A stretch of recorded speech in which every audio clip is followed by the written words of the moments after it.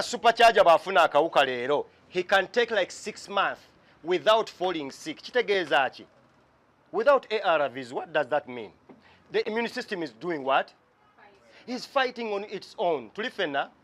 But scientists bagamba, if that is the case, the immune system can fight for like 3 years on its own without it, because most people go to test when they have started falling sick, which means nze nalwala nga mu 9 n'eddagala nalitandika 9 mu 8 ne okutandika okulwala 9 mu 4 naye nga akawuka nyiza okuba nakafuna 89 kuba nalaluka nnyo mu 9 mu 8 mu 9 sijja balimba neyagala okay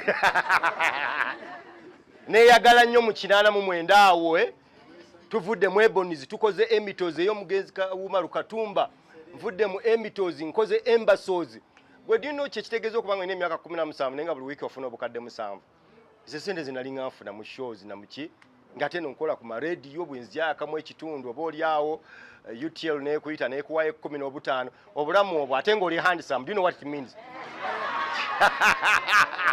You know what it means okuba nga olina sente ng'oli handsome ngate iwe celebrity tosobola kuwona Sirimu. So around 89 when nabufunia, but I started falling sick in 94. To bring my point is that the immune system fought for almost 5 years.